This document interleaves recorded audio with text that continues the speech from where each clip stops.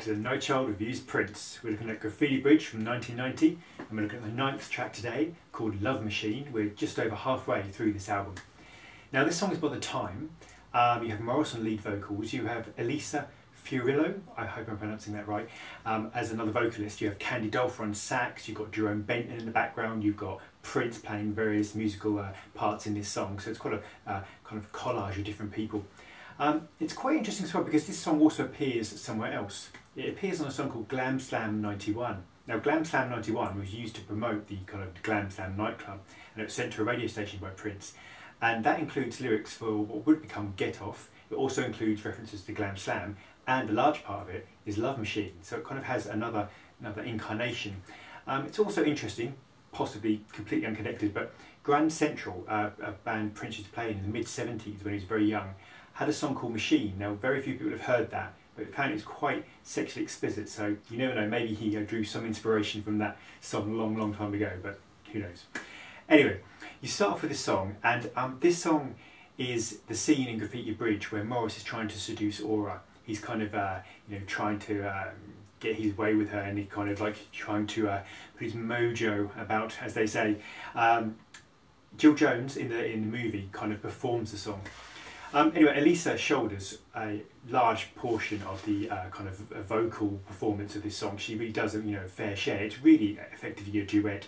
Anyway, it starts off with these kind of electronic drums, and it's kind of there's these sounds and like snares, and it sounds like almost fireworks going off. And there's parts of it where there's some drum work which sounds almost like a kind of can of Coke being opened. It sort of goes and it just kind of opens up, and it's very electronic sounding, very dead drum sounding.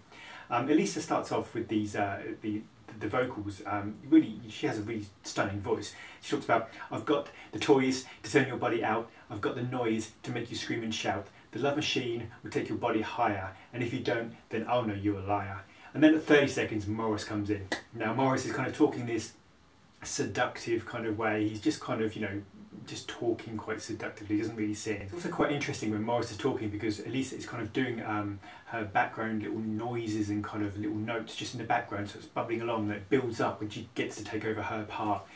There's a great bit at, I think it's 1:40, where there's a chant of what time it is, and they go Love Machine, which is very kind of The Time always asking what time is it, what time it is. It's also very sexual, which kind of puts into the kind of the notion of what Graffiti Bridge is about, the kind of spirituality versus the sexuality. I mean, there's lines about, if you want, I can give you complete control over your climax and over mine. The harder you come, the longer the time.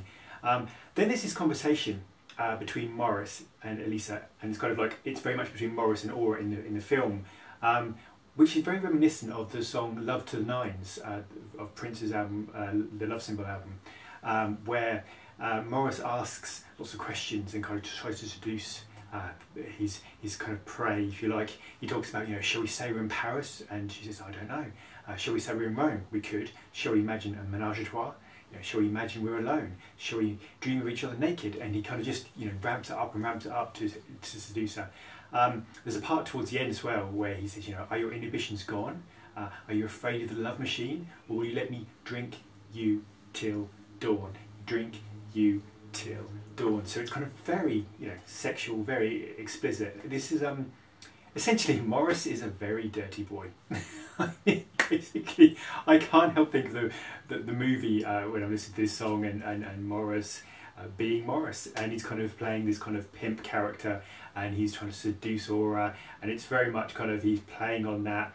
He's kind of he's just immaculately dressed, looking great, kind of very narcissistic and very kind of very much a ladies' man. So it makes you smile in the sense of the interplay between him and Jerome and him and Aura, and also just his Morris character. So it's quite a interesting song. Certainly not a song to play, as I mistakenly did, in front of parents or other people who may not appreciate some of the explicit lyrics. So bear that in mind when you play it, and I'll see you tomorrow for the NightChild Reviews.